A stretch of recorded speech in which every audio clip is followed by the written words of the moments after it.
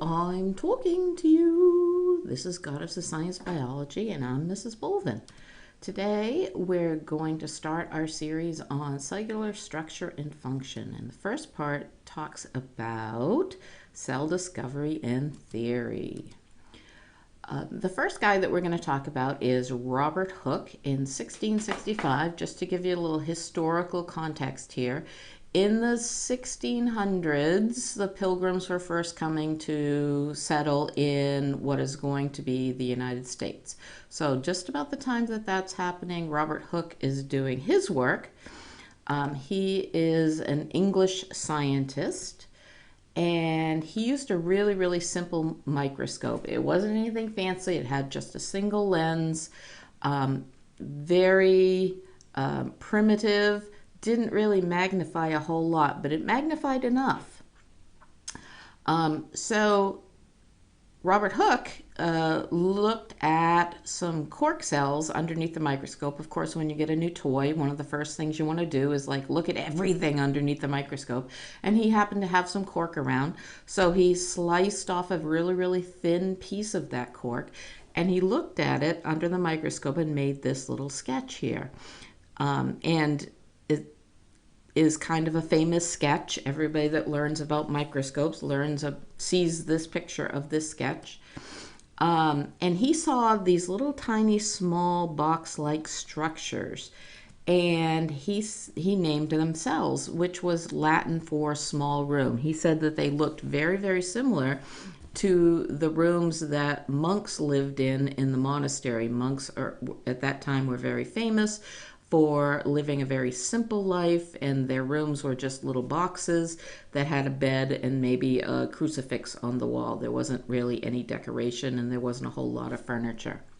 Monks at that time were not into all of the fanciness of living in a cushy environment.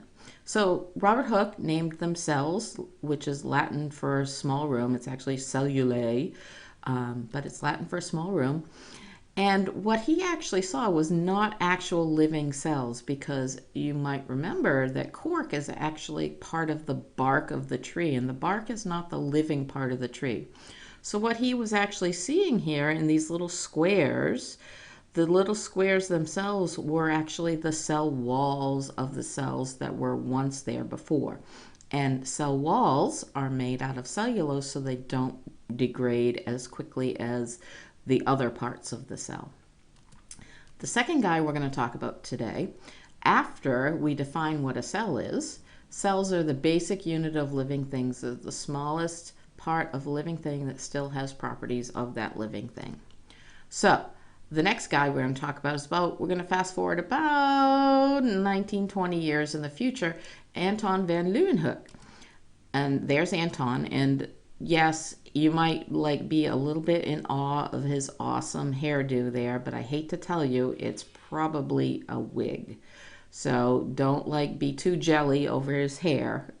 But it was just kind of stylish at that time, because most people either lost their hair or they had lice or something like that. So they threw a wig on there so that they could be presentable to people.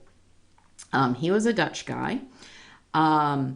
And he actually worked, his primary job was making clocks. He was a clockmaker, and at that time, clocks, the pieces that make a clock work, were actually getting smaller and smaller all the time.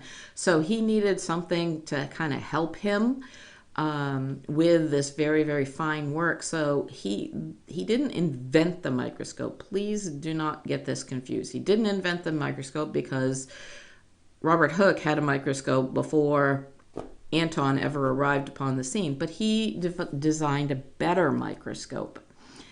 And he was the first guy to see real, true, living things.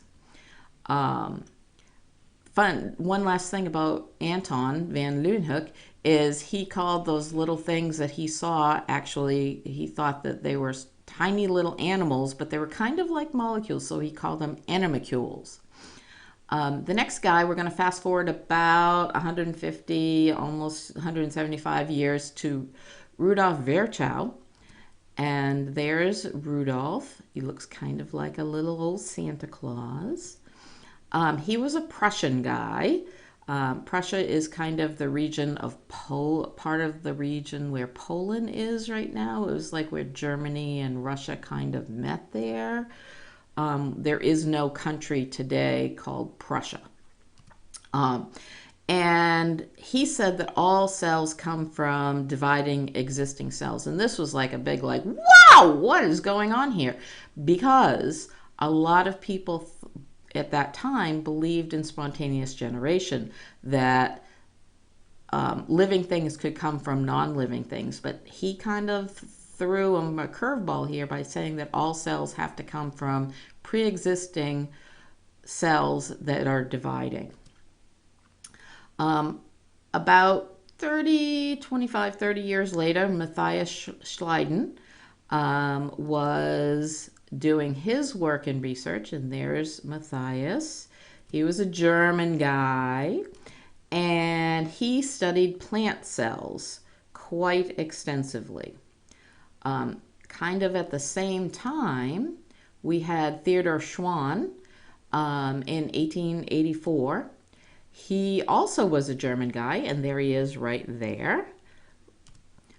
Looks like he's waiting for a bus or something. Is the bus coming? I don't know. Maybe not. Is the bus coming now? I don't know.